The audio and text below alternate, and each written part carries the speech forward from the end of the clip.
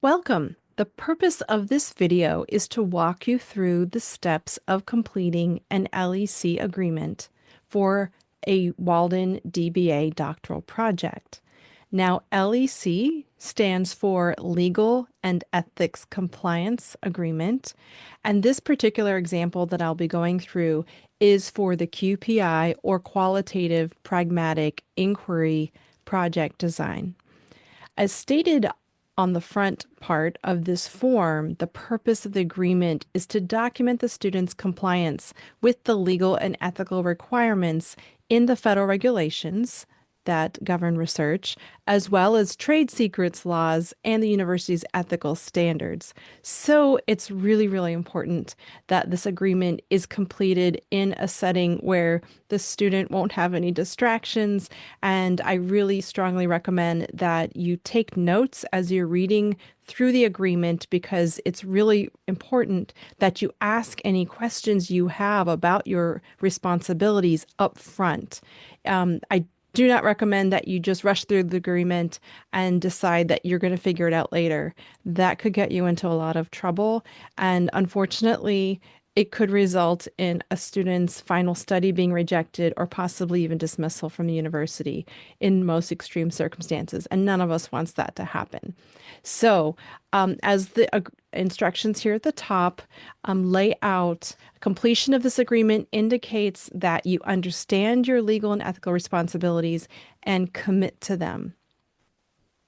Also, the data collection steps in this agreement, as well as the invitation and consent form, have been specifically approved by the Institutional Review Board at Walden University.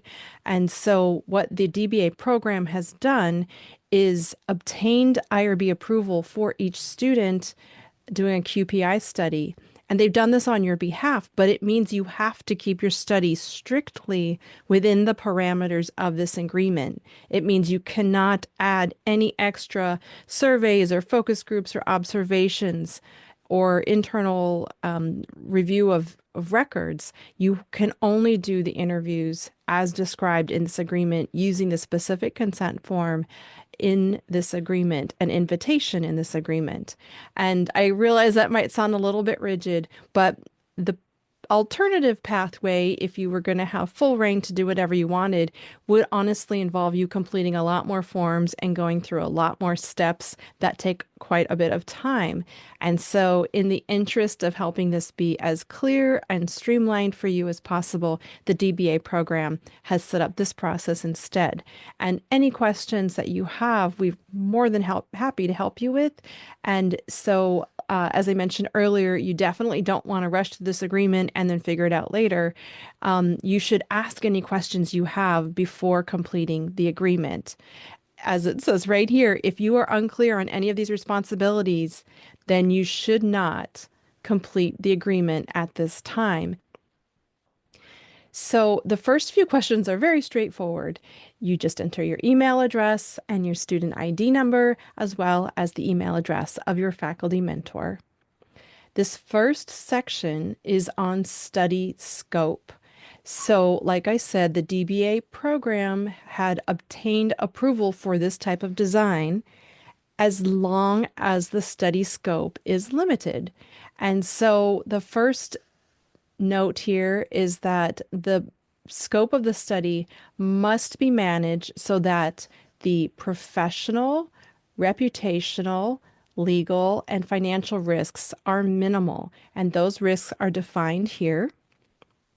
If you have any questions at all about these types of risks, I recommend that you stop by IRB office hours, which are available. You don't need an appointment. They're offered every weekday, and you just go to the IRB website to see what time they're available on that day, and you can join without an appointment. It's drop-in advising, and you may learn a lot from hearing other students' questions as well. So the professional risks, I think that's pretty obvious that people, in the worst case scenario, could get fired for sharing information about an employer that they were not supposed to share, that was supposed to be confidential. But even at a more subtle level, people could be passed over for promotion if it's perceived that they we're even critical of leadership. There's a lot of gray area here. And what we are asking you to do is to make sure that the people you're interviewing and the way in which you're interviewing them, the types of questions you're asking, are minimizing all of these risks. We don't say eliminate risks because honestly, it's almost impossible to eliminate risks, but we talk about minimizing them. Financial risks entail any type of risk to a person's income or livelihood. Legal risk is relevant to studies in which, in business, we operate, we follow laws, right? And so you're not allowed to ask interviewees questions about violating laws or even violating company policies. That's something that's just off the table because that would be having them incriminate themselves.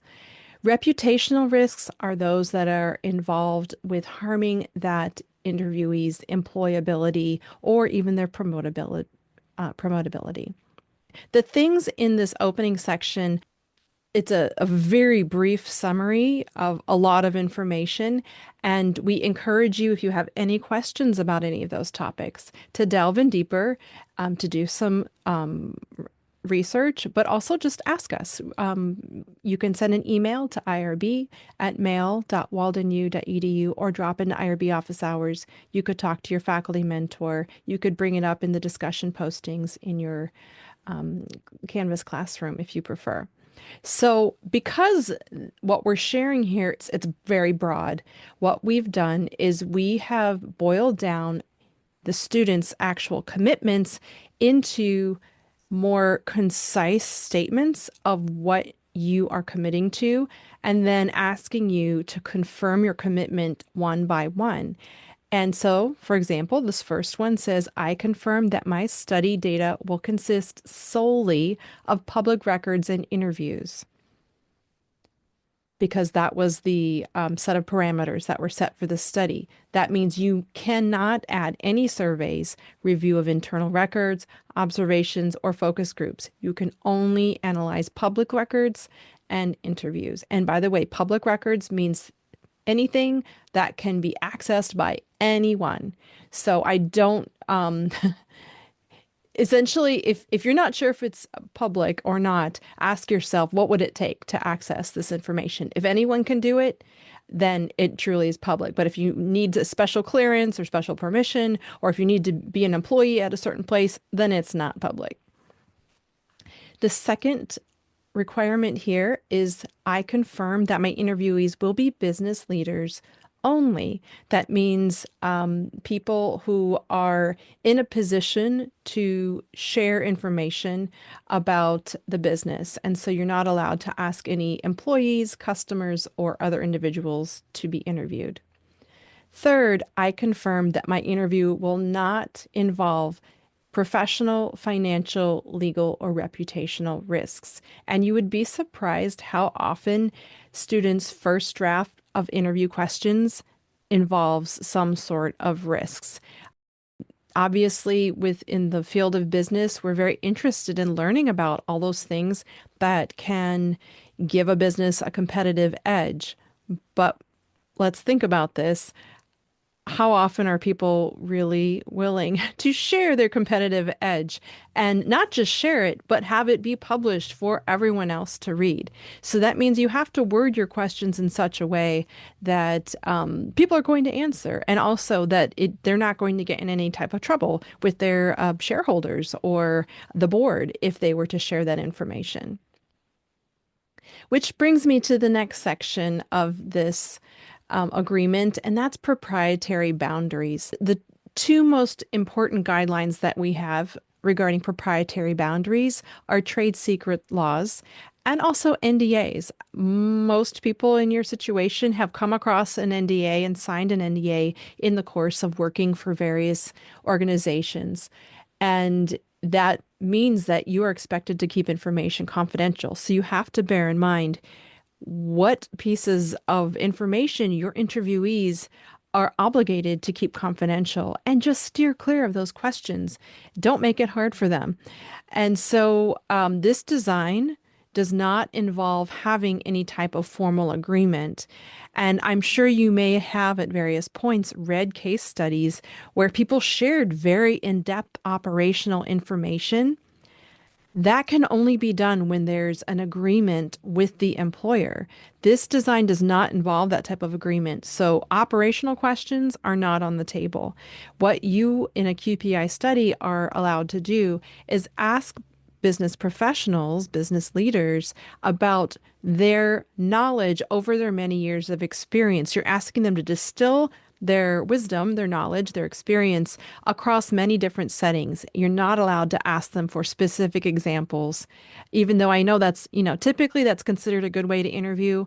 Because of the proprietary boundaries, you're not allowed to do that for this study. So it is tricky. It is something that you're going to have to be your own monitor. Your faculty mentor will be also looking for that. And so they may give you feedback that you need to reword your interview questions. If you're ever a bit stuck and you're working on your own and you haven't had a chance to talk to your faculty mentor yet, you could ask yourself, would the owner of the interviewee's business have any cause to be concerned if the answer to this interview question is shared with the public, including the business's competitors? And if the answer is even slightly yes, then that interview question is not going to work. So you would need to remove that interview question from the study. That's usually the solution 95% of the time. If for some reason that is impossible, then you have to find some way of interviewing people who are actually owners of the business, not just leaders, but owners. Or you could perhaps talk to leaders who are in non-business type of organizations, such as in the government or in nonprofits, because they're not subject to the type of trade secret laws and NDAs that people are subject to in the business world. And if for some reason, in the very rare occasion that neither option A or B is possible, then you want to think about framing those proprietary boundaries in the interview guide with the language here. I'm not going to read through the whole thing, but this is just a sample of something we helped past students use if they were in that rare situation when they simply could not modify the question because it was essential to the study purpose.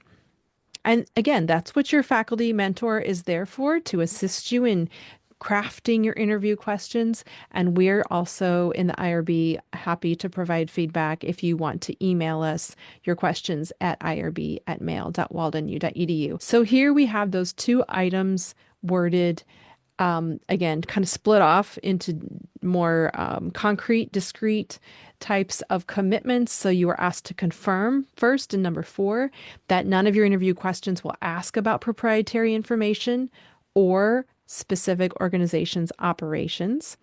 And I didn't mention this, but if they happen to accidentally disclose something proprietary, it's your responsibility to help make sure that they don't get in trouble and that we need to, manage the situation. So you would need to contact the IRB to assist, essentially with scrubbing those disclosures from your interviews and including all of your recordings and your other records to make sure that the risks are minimized. And then here in number 5, you're asked to confirm that you will not at any time recruit or interview people at a particular organization.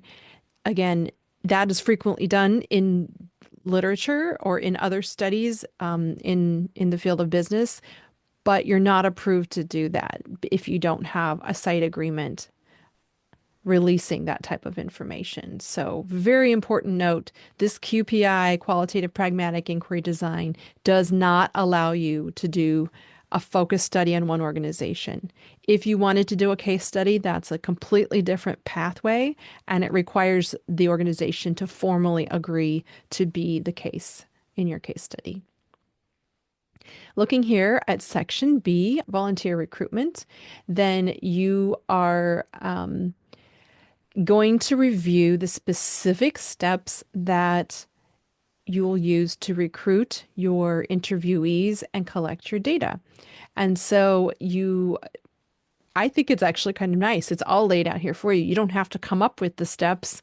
You can actually take these steps, and that's a big part of your methodology section is sort of written for you, or at least laid out for you, and then you can craft it into the language that fits best for your proposal. But the first thing you're going to do is obtain the interviewee contact information using professional networks, your own professional networks, public sources, social media, including LinkedIn. And in some cases, you might be looking for the business leaders themselves, or you might be looking for people who can connect you with business leaders.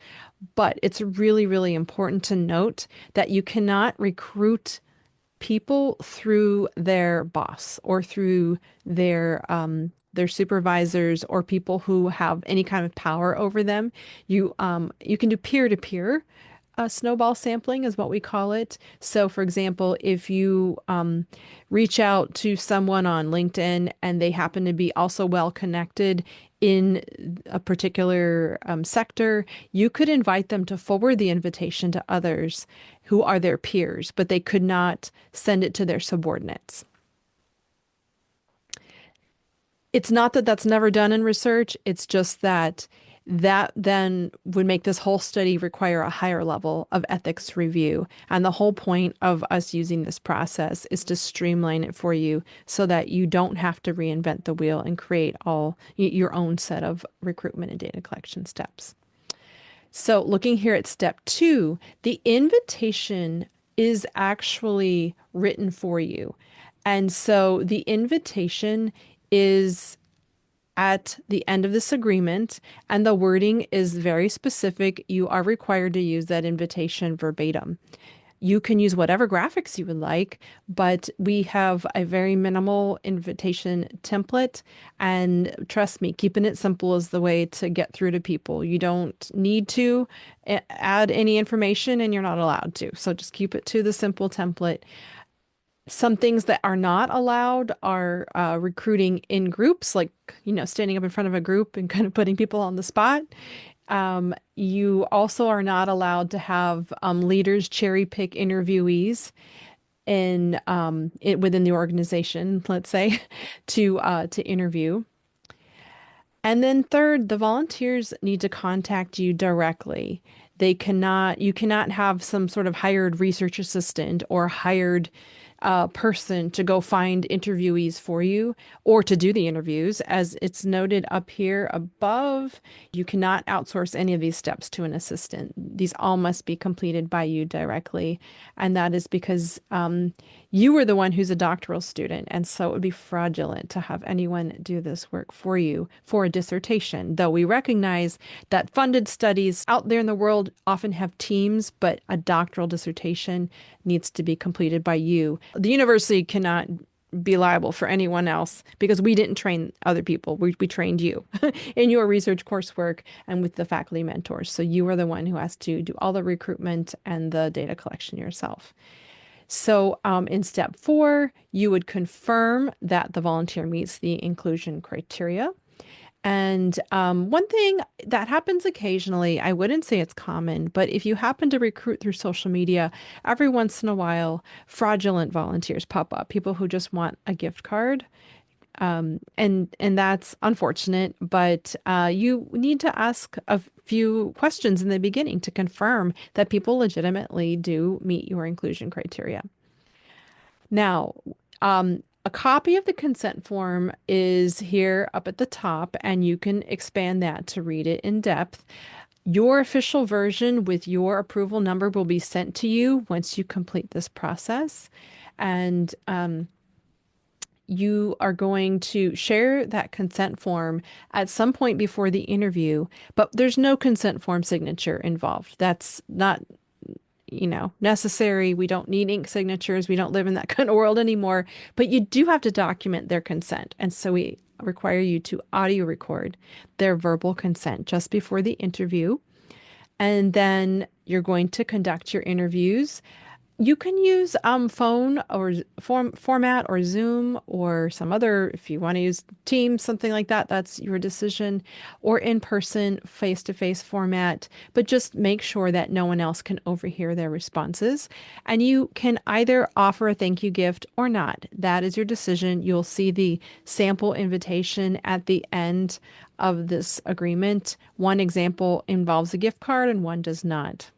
We don't require it, but some faculty, I do recommend it because it really does help get the interviews done. Otherwise, you could go on for weeks and weeks and just trying to recruit people and not get any volunteers. Now, transcription and member checking are optional, so you would talk to your faculty mentor about whether that's expected for your study. If you are going to do it, make sure it's clear that it's optional for them and that they're not required to do it. And you're not allowed to do group sessions with them. I know you might not think it's super sensitive and it might actually be kind of interesting for them to talk together, but this is not a focus group. You're not approved to do any type of focus groups or group debriefing. That involves a whole nother level of risk that would require a higher level of review. And so that's why, like I said, there are parameters on what you can do for this streamlined pathway to approval. So I'm going to review what the commitments are in this section. First, you're not allowed to use any type of drawing or raffle. If you're going to provide a thank you gift, it should just be a gift card. And the typical amount is usually somewhere between $20 and $40. Some people, depending on how busy your interviewees are, you can just make a decision about, well, how quickly do you want to get the interviews done?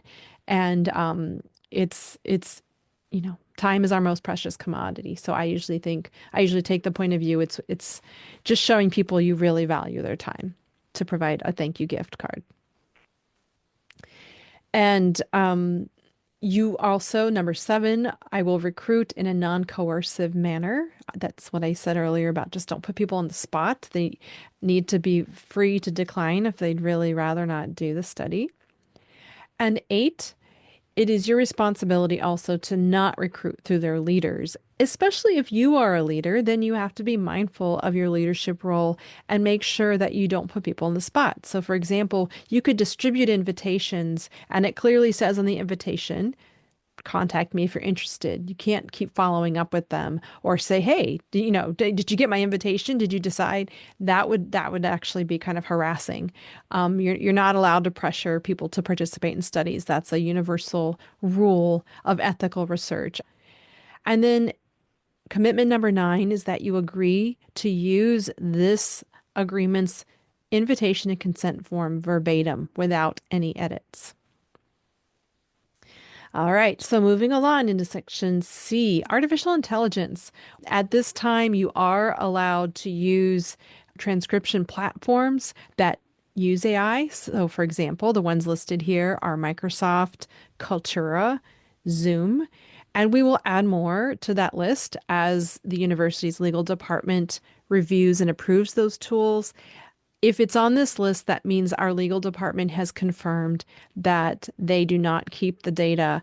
Now, one really important thing to note here, and that's commitment number 11 here, is that voice recordings are considered biodata. And biodata, honestly, it's just like a fingerprint or it's can identify a person. So they require extra layers of confidentiality and protection.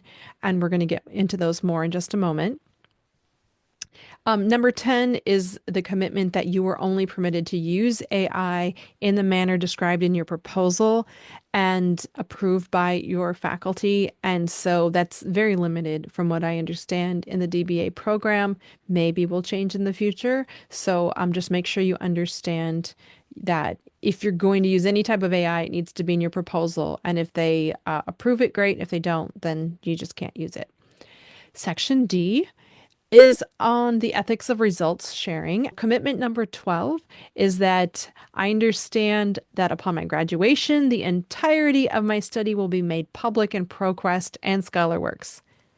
necessitating my protection of my interviewees' disclosures from their business competition and other privacy threats. So that is why it is a very serious responsibility that you not include direct quotes with any type of identifier. In fact, including direct quotes is not a very good research practice.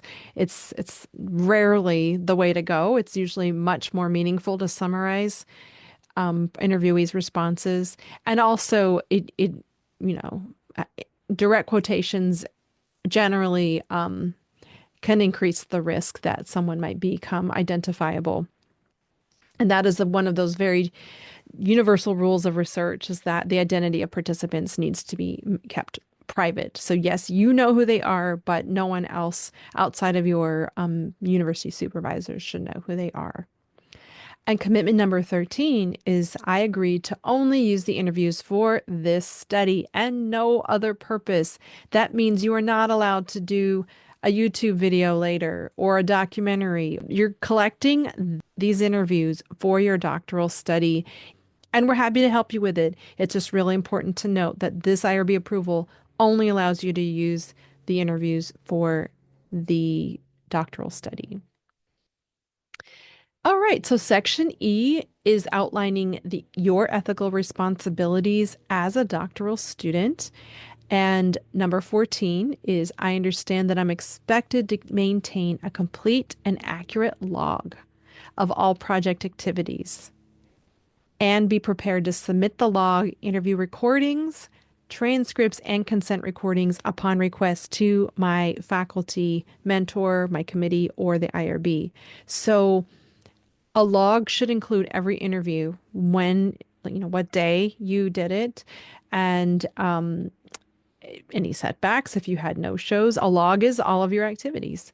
So that those records need to be maintained, and it's not uncommon for your faculty to ask to see your log, ask to listen to your interview recordings, especially your first interview or two. They often want to give you some feedback and make sure that before you waste your time and your participants' time doing, several 10 interviews or however many, that you know what you're doing. So it is their job to ensure that the first couple interviews go well, go smoothly.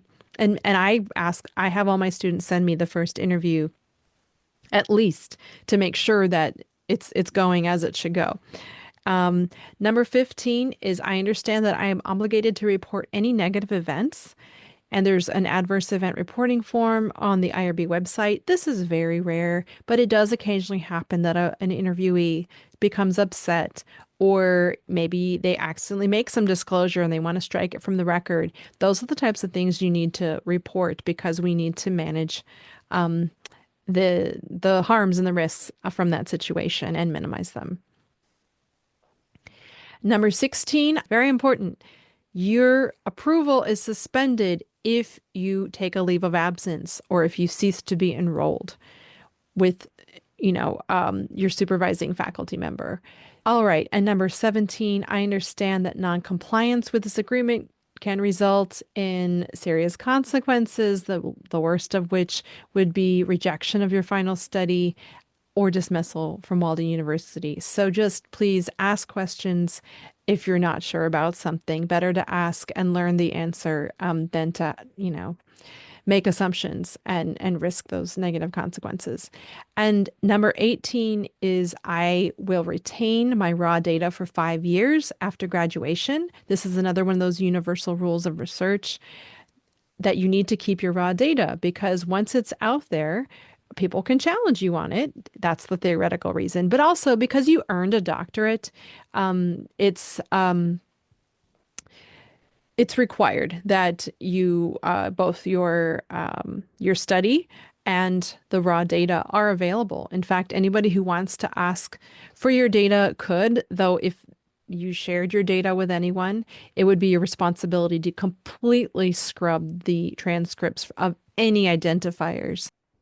Almost done here. Section F is on interviewee privacy. And you are welcome to use video conferencing such as Zoom. However, you are not permitted to make video recordings, because video data is even riskier than voice biodata, because people are identifiable. So here's a challenge. It's just the way Zoom is set up. Zoom automatically, when you make a recording, it automatically makes both a video recording and an audio recording. They're separate, but you'll notice, just try it. When you practice with Zoom, it'll show two files. Just make sure you delete the video files because we're not allowed to use those or maintain those. Those present great risk if you just have them hanging out on your computer. It's also very important that you are masking the identity of your individual interviewees as well as their business. So you can describe the business in a general way, but this isn't journalism. This isn't individual stories about individual people or their businesses. This is research, and this type of research is all about finding themes across different people and themes across different businesses.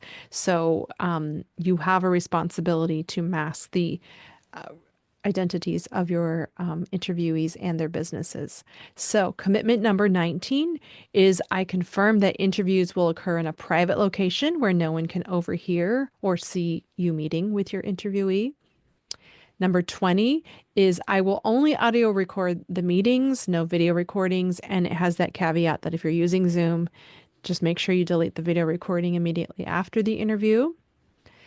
Commitment number 21 is I agree to only report interviewee demographics in a group format.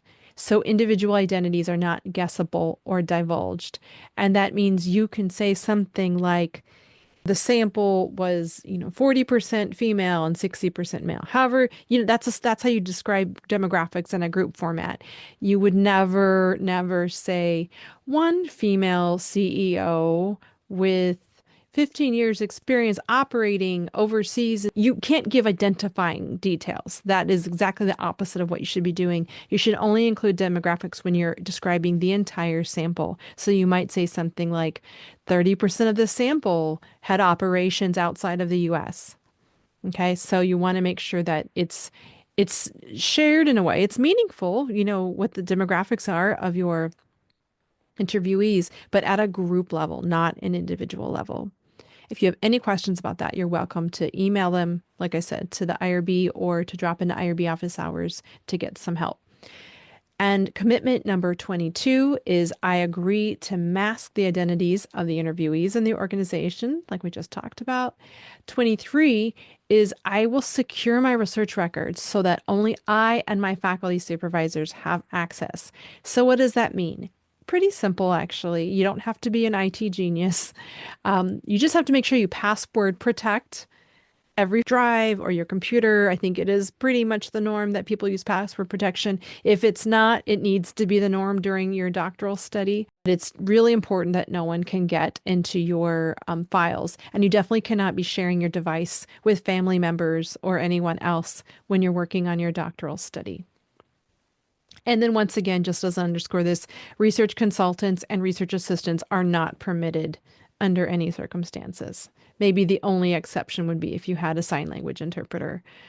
All right, so moving into commitment number 24. This is not going to impact many of you. You would just need to disclose if your study specifically requires you to interview college personnel, hospital personnel, or military personnel.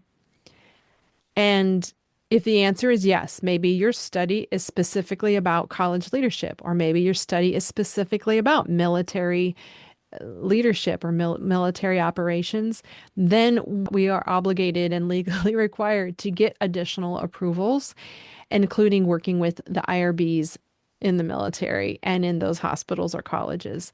It's totally doable. We do, dozens of studies every year at Walden that involve college or hospital or military personnel, but it does involve extra steps.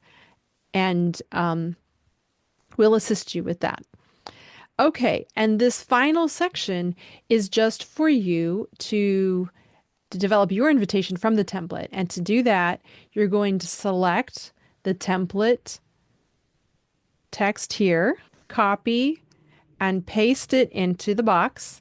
And then anywhere you see all caps, you're going to tailor it for your study. So, if your study is called, I don't know, I'm just going to say leadership in higher education. That sounds like a pretty boring study. It's too vague. But whatever your study title is, put it there. And then each of these phrases in caps, very easy, right? If you're going to have a thank you gift, then you can use this text right here where it says, as a thank you, you will receive a $20 Visa gift card. And if you want to change that to an Amazon card, or Target card, that's your choice. You're going to enter your inclusion criteria here.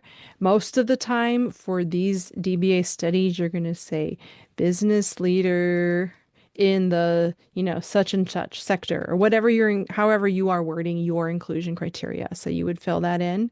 Let's just say, because my title I made up here. So, business leader in the education sector. You do what works for your study. And then entering your name here, that should be easy, right? And then this is the last part where there are a couple different options to volunteer, comma, insert your directions. I think personally it works best to provide a link to a website where people can directly sign up for interview slots. I just like the way that eliminates all the back and forth. So, I might you can go to Google Forms or whatever you want to come up to create a short form where you list what times and days you're available, and they can just pick one and enter their phone number or their email address, and then you send them the consent form in advance. I'm not saying interview sign up is not a website. I just made that up. So just using whatever form you want, create some sort of get right at it. Show them your schedule so they can sign up for an interview. You also have the option, you can say to volunteer, email me at, and then provide your email address.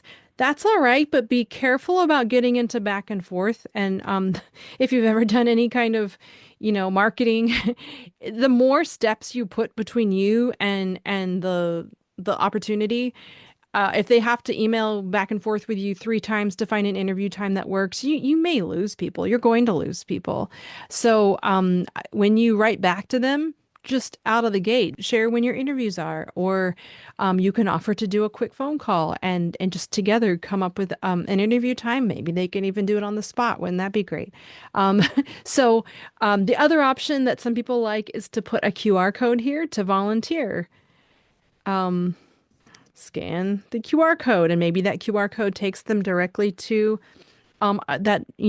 signing up for an interview slot. Maybe it's going to take them to a brief survey where you ask them some clarifying questions. That's fine, but be careful about that. Again, you don't want to put steps in between you and the interview because then you're more likely to lose people. I hope this has been helpful. I'm sorry that was a little bit long. I just wanted to share these important details with you. If you have any other questions, please email irb@mail.waldenu.edu or stop by IRB office hours during the time slots. We have a Zoom link on the IRB office hours webpage, and you can just go to Google and Google Walden IRB office hours, and it pops right up. And we look forward to working with you and very excited about you making it to this phase of your doctoral program.